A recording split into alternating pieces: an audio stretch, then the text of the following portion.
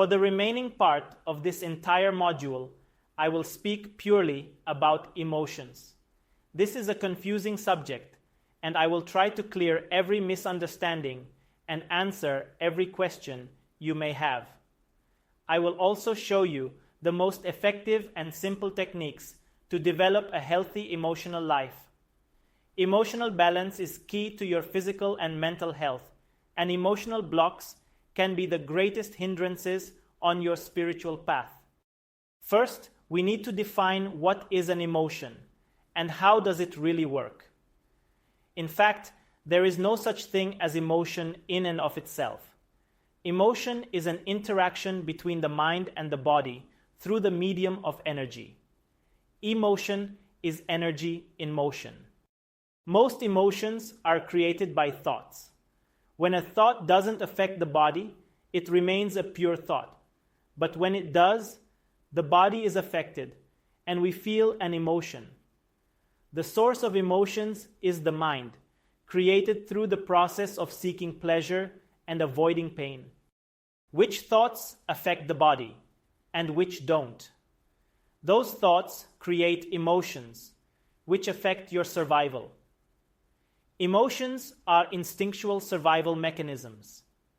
When your survival is threatened, the emotion of anger or fear motivates your behavior to fight or flight. You sense the world with your senses, and in each moment, your mind is on the lookout for danger in your environment. This is instinctual and can be still seen on the behavior of most animals. Every time a deer bows its head down to drink water, it sips only a bit at a time. It raises its head almost instantly to scan its environment and is constantly listening to noises alertly. Humans still have this same mechanism, but it has become more unconscious because we face less life-threatening situations. However, your mind still functions as a survival mechanism. Each moment, the sensory stimuli changes, and each moment, the mind makes an unconscious decision whether the new situation is hindering or helping survival. This unconscious decision-making system is the root cause of emotions. The decision is always based on beliefs and past experiences. When a child's mind is still innocent and curious, it wants to touch everything, including a hot oven. When he touches it the first time, no emotion is created, because it is a completely new experience. But he feels pain because he burns his hand, and now his mind stores a thought that touching the hot oven is threatening his survival. Next time he thinks about touching the hot oven, he remembers this experience and the negative judgment associated with it. This time, a negative thought of fear is created, and he will feel a certain type of sensation in his body. This sensation will guide his behavior to avoid the hot oven. Emotions can be based on beliefs as well. If his parents tell the child not to touch the hot oven because it is dangerous and he will feel pain, he may or may not believe this. If he does believe it, a new emotional reaction is created in his mind, which helps his survival. If a negative or positive judgment is once created in the mind, we almost never change it. If you have a negative experience once, you will always react with a negative emotion. You don't take the time and effort to look at a similar situation a second time. Automatic reaction is much faster and easier. The problem is that your underlying judgments and beliefs about situations are often wrong. First, no two situations are exactly the same. Second, it is often very hard to tell in advance whether a certain situation is hindering or helping your survival. For example, getting fired from your job can mean that you become homeless, but it can lead to another job with a higher salary. The first option is obviously lowering your chances of survival, while the second is increasing it. But your mind is always judging in advance, comparing the situation to a similar one in the past. So, the genesis of an emotion starts with being conscious of a situation and judging it based on experience or belief. The mind asks the question whether a certain situation affects your survival or not. If not, no emotion is created. If yes, the next question is whether this situation affects survival in a positive or negative way. This decides whether a negative or positive emotion is born.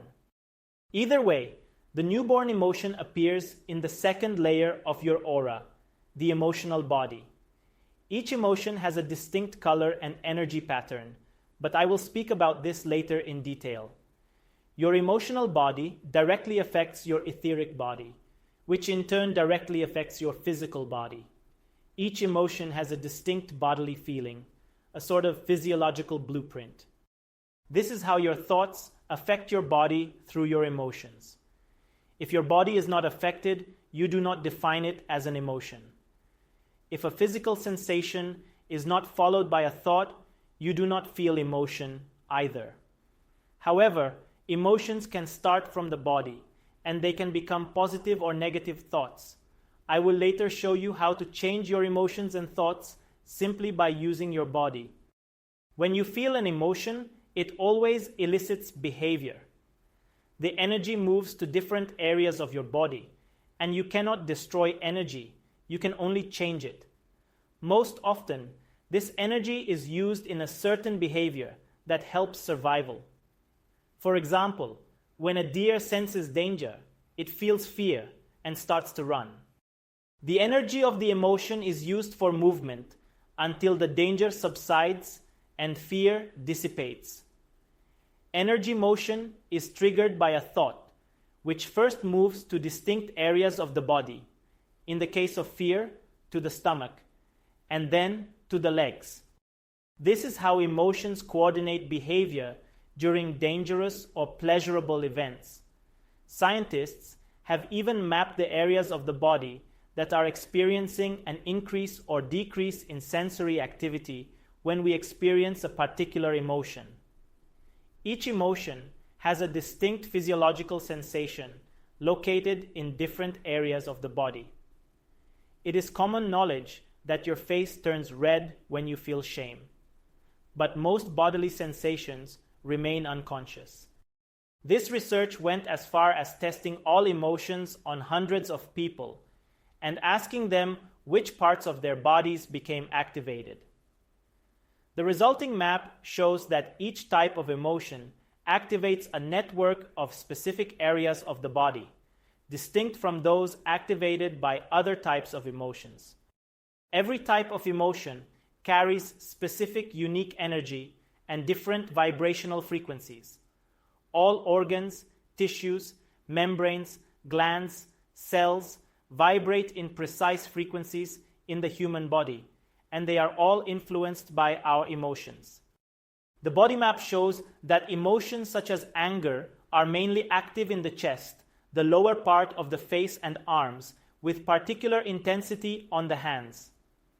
Disgust activates the body areas, which are mainly concentrated around the mouth and throat. As for love, 3 areas are concerned: the face, chest, and lower abdomen. Finally, happiness is probably the most significant emotion that solicits our entire body to respond, as the study shows that it generates bodily sensations in all areas, especially on the face and chest. The body map identifies areas where people experienced increased sensory activity when an emotion is felt, but it also lists the areas that are home to a decrease in sensory activity. Thus, we learn that the emotions associated with depression have the effect of generating a feeling of decline in sensory activity in the arms and legs. Depression is a perfect example of how thoughts affect behavior through emotions and energy. When you feel depressed, you essentially prohibit yourself from activity. You say things to yourself similar to these self-defeating statements: I can't do it. I am not good enough. What I do has no meaning. It is better not to do anything. You effectively hypnotize yourself into passivity on the long run. If you repeat these things long enough to yourself, you eventually believe them. One statement doesn't change your emotions, but a flood of thoughts do. First, this negative thought will influence the second layer of your aura, the astral body. This layer contains the distinct energy patterns of moods and emotions in the form of colorful clouds of energy. If an energy pattern stays long enough in the outer layer of the aura, it will also affect the inner layer.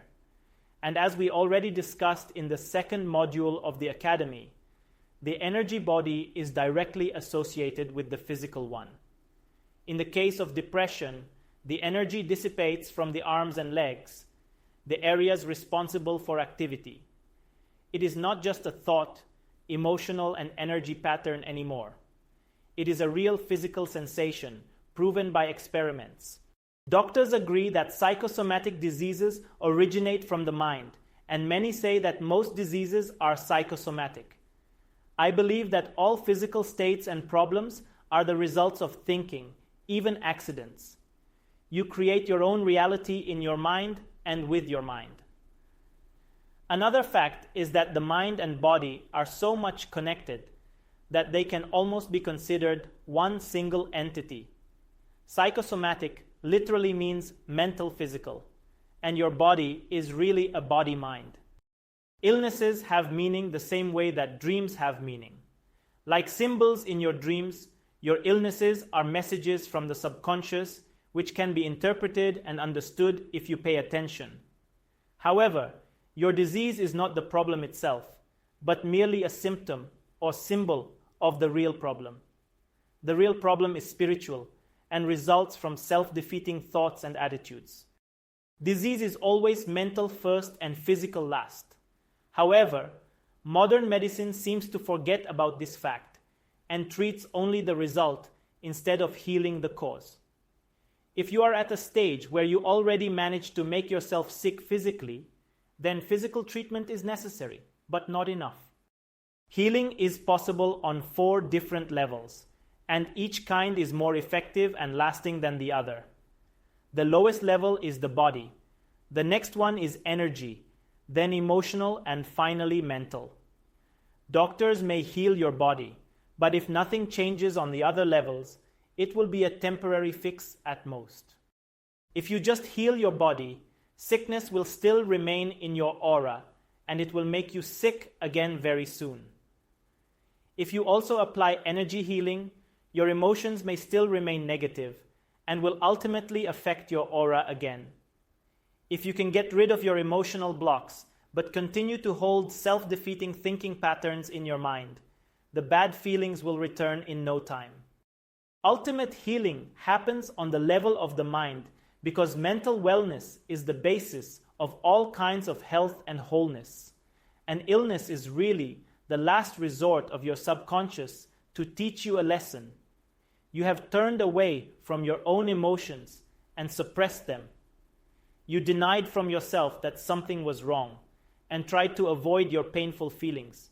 But when you feel physical pain, you really have to face your faulty beliefs and negative emotions. If not, you will get worse and worse. Illness is a possibility to learn the lesson you have been avoiding so far. If you are aware of this and work toward dealing with those lessons, that work can raise you to a higher state of consciousness. You have to stop suppressing your feelings and disliked parts of yourself, and simply take a look at what is going on with you without judgment. Real healing occurs when you are ready and willing to make some major changes in your life and thinking. The achievement of balance and harmony on one level automatically requires and affects balance and harmony in the others. Many of these psychosomatic relations can be guessed from figurative speech that we use every day. When your back hurts, you feel burdened, you carry the world on your shoulders. When you become overwhelmed with everyday struggles, you lose the sweetness of life and develop diabetes. When your feet hurts, you feel stuck or fear to move forward into the future. I cannot list all these connections, but if you have any physical symptom, you should always search for its emotional cause. A good energy healer should be able to help you with this. Some of them can even see the signs of physical sickness in the aura itself. Remember, the aura has many layers, and emotions are stored in the second layer called the astral body. Emotions look like soft-colored clouds of fine substance in continuous fluid motion that describe your passing feelings. Emotional blocks can be observed as dark clouds or stagnant areas in this layer. As I mentioned before, each emotion has a distinct energy blueprint connected to activity or passivity in the various parts of the body, causing a certain kind of illness and even associated with different colors in the aura. Let me list these colors briefly. Each color has both positive and negative aspects, and all depends on which you focus on. Red symbolizes strong creative force, willpower, adventure, activity, courage, strength, warmth, stimulation, and excitement. It is also aggression, anger, materialism, impatience, and stress. As you probably already guessed, when your emotions turn red, you start functioning from your first chakra. Each emotional color can also be associated with a certain chakra in a similar manner. Orange is the color of the emotional center itself, so it is no surprise that orange color in the emotional layer of the aura means high emotions. Furthermore, enthusiasm, creativity, self-expression, sensuality, passion, abundance, and fun. On the negative side, it can be a sign of hurry, lack of self-discipline, sloppiness, exhibitionism, deprivation, frustration, frivolity, and immaturity. One level higher, instinctual feelings are overtaken by mental activity, and the color turns into yellow. Yellow is connected to all things mental, like thinking, optimism, confidence, self-esteem, extraversion, and friendliness. The third chakra, with the color of yellow, is the seat of the ego, and when it is in imbalance, emotions are negatively affected as well. Attention-seeking, fear, envy, egoism, jealousy, proudness, lying, irrationality, and last but not least, anxiety. Green in the aura is the sign of love, balance, healing, helpfulness, honesty, harmony, refreshment, restoration, reassurance, equilibrium, and peace. However, it can also mean jealousy, selfishness, envy, negative wishing thinking, boredom, and stagnation. Blue is a deep and cool color, and so associated with deepening, immersing into something, while becoming disidentified with it. Intelligence, communication, trust, efficiency, serenity, duty, logic, coolness, reflection, and calm come into mind. However, blue is also the color of depression, melancholy, sadness, feeling blue, feeling sorry for self or others, emotional distance, coolness, indifference, coldness, aloofness, lack of emotion, and unfriendliness. The last color we can observe in the second layer of the aura is violet. It is associated with compassion, understanding, focus, clarity, wisdom, spiritual awareness, containment, vision, luxury, authenticity, and truth. This color also has a negative side connected to not feeling understood. Turning inwards, frigidity, seclusion, isolation, loneliness, grief, introversion, decadence, suppression, and inferiority. Only a few people are actually able to see the colors of emotions in the aura, but everybody is able to sense them on one level or another. Here is a short but very interesting exercise to increase your sensitivity to emotions and develop some extrasensory abilities. You will need to find a partner for this one and a quiet space where nobody will disturb you. Sit down in a comfortable position, facing each other about 2 meters apart. First, your partner will consciously feel an emotion, and you will try to guess it. He or she will deliberately attempt to hold this emotion as strongly and as long as possible. You have to close your eyes, focus on your bodily sensations, tune into your partner's energy, and see how you feel yourself. Then, try to define the emotion and tell it to your partner to see if you were correct.